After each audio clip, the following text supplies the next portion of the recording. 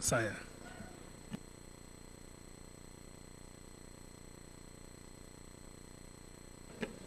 Merci beaucoup, Monsieur le Président.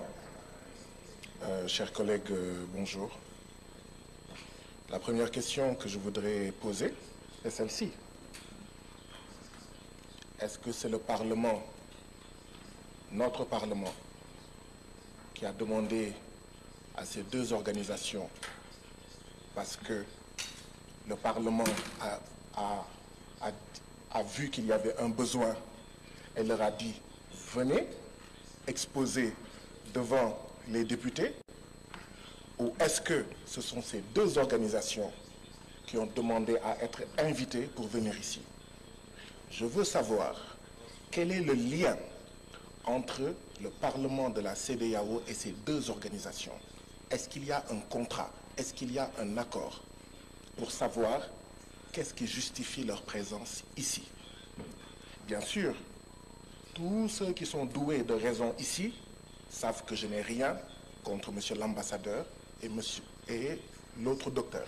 Je n'ai absolument rien contre eux.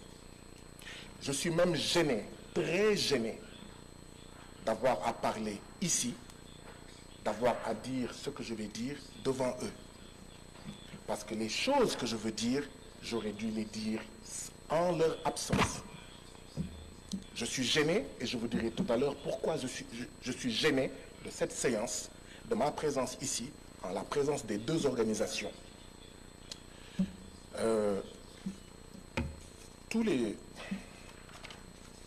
Il est mentionné dans le rapport de la CIDH, il me semble. Il est mentionné dans le rapport de la CIDH des régimes autoritaires qui dominent et répriment les contestations de leurs citoyens. Ces gouvernements répressifs violent les droits fondamentaux de leurs citoyens, ce qui entraîne une instabilité et des troubles permanents dans la région. Mais tous les jours, là, c'est ce que certains d'entre nous disent ici, en citant nommément des pays. A-t-on besoin de leur présence pour dire ça? Quand des collègues disent ça tous les jours, on les empêche de parler, on les traite de tous les noms d'oiseaux, on use d'artifices, de motions qui ne sont pas des motions, les gens crient, ils s'excitent, et quand d'autres gens viennent, ils disent ça, tout le monde est silencieux. Les Français disent « nul n'est prophète chez lui ». Chers collègues, on a eu besoin d'eux pour dire ça ici? Certaines femmes et certains hommes ici le disent tous les jours. Mais on les regarde. Oh, qu'est-ce que tu fais ici? On va même faire une pétition pour que tu retournes dans ton pays et que tu ne reviennes pas.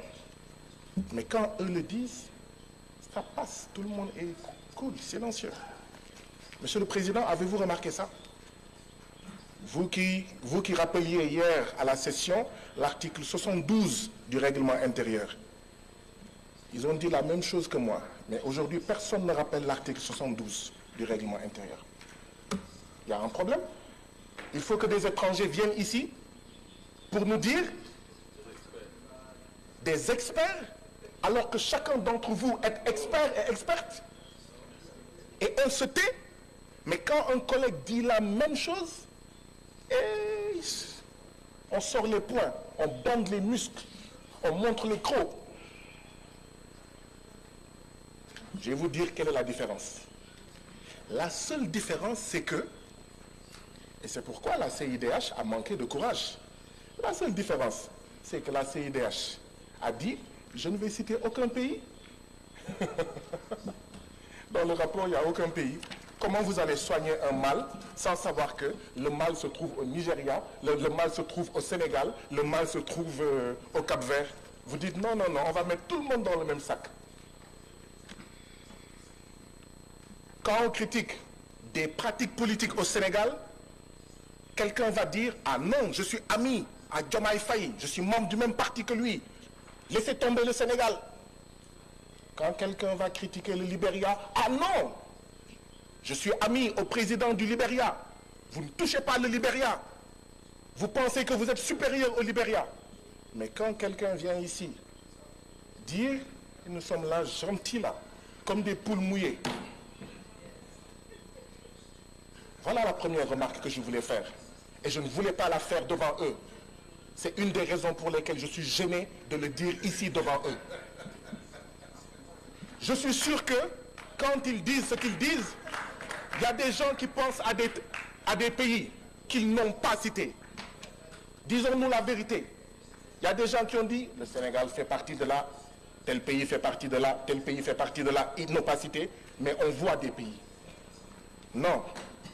On ne peut changer les choses que dans la vérité. On ne peut transformer les choses que dans la vérité. Ce Parlement doit être un médecin. Mais pour qu'il soit un bon médecin, il faut qu'il fasse de bons diagnostics. Et un diagnostic, ce n'est jamais facile. Quand on vous annonce que vous avez le cancer, ça ne fait pas plaisir. Quand on vous annonce que vous avez la leucémie, ça ne fait pas plaisir. Quand on vous annonce que vous avez le VIH, ça ne peut pas faire plaisir. Mais il faut vous le dire pour que vous preniez conscience que voilà le remède que vous voulez prendre, que vous devez prendre si vous voulez guérir. Mais ici, non, je suis désolé. Hier, Monsieur le Président, vous n'avez pas été bon avec moi. Aujourd'hui, vous êtes en train de faire la même chose. Je suis désolé. Vous pouvez même poser cela. Non, mais j'ai remarqué depuis hier, c'est la deuxième fois que vous êtes président dans cette session. Je suis le seul à qui vous faites ça. Je suis le seul à qui vous faites ça. Vous lisez vous donnez des motions qui ne sont pas des motions. Vous rappelez des articles qui n'ont rien à voir avec moi.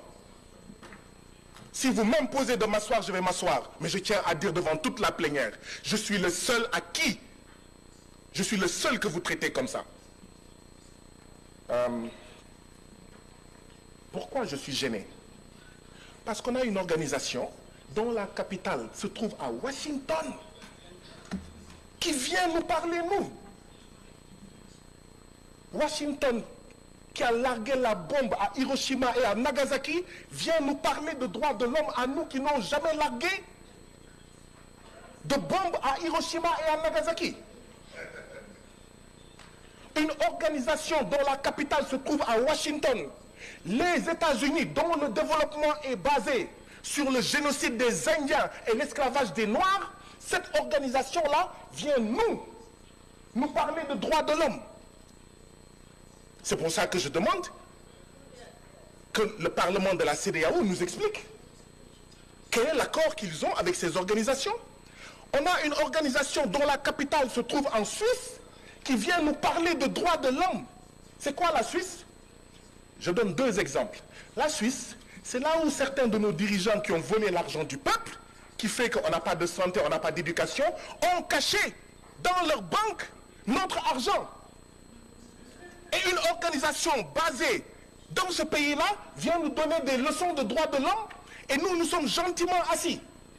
La Suisse, c'est le pays où se trouve la société Nestlé qui fait du Nido et du Cerelac avec des taux de sucre supérieurs dans nos pays, avec des taux de sucre faibles au Royaume-Uni et en Allemagne.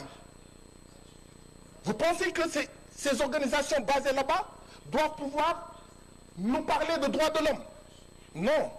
Ma proposition est celle-ci, Président. Ayons confiance en nous-mêmes, Africains. Il y a des organisations africaines, il y a des organisations d'Afrique de l'Ouest. Mais il faut les respecter, ne pas les bastonner, ne pas les emprisonner, ne pas les menacer, ne pas les terroriser. Les laisser faire leur job. Parce que la CEDEAO a besoin d'un regard critique, mais un regard africain, un regard d'Afrique de l'Ouest. Arrêtons d'aller prendre des organisations dont la capitale est Washington et la Suisse. Monsieur le Président, savez-vous que la CIDH, qui s'appelle Commission internationale des droits de l'homme, elle a été créée par une organisation qui s'appelle Organisation des États d'Amérique. Organisation des États d'Amérique qui a créé dans les années 50 la CIDH. Nous, on ne prend pas une organisation créée par l'OUA, une organisation créée par la CEDEAO, mais on la laisse libre, hein? On ne la crée pas pour lui dire, tu dis ce qu'on veut entendre. On va chercher une organisation créée par l'Organisation des États d'Amérique. C'est pour ça qu'elle a son siège à Washington. Mes collègues ont raison. La sagesse populaire africaine du Sénégal dit que le umbel sa sankal, umbel sa kersa. Ça signifie qui paye commande.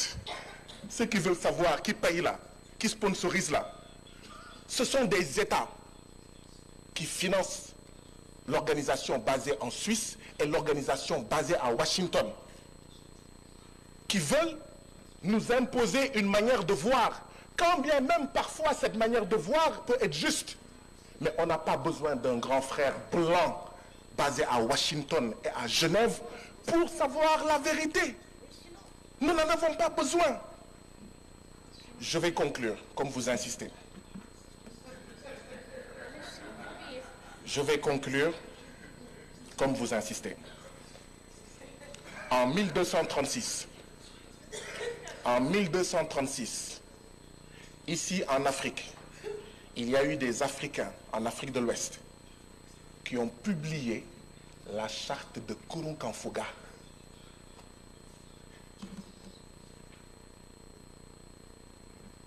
Quand nos femmes et nos mères étaient reines, comme la reine Poukou, comme Aline Sitoé Diatta, la femme blanche aux États-Unis n'avait pas le droit de vote. Si nous n'allons pas leur enseigner les droits de l'homme, ce n'est pas à eux de nous enseigner les droits de l'homme.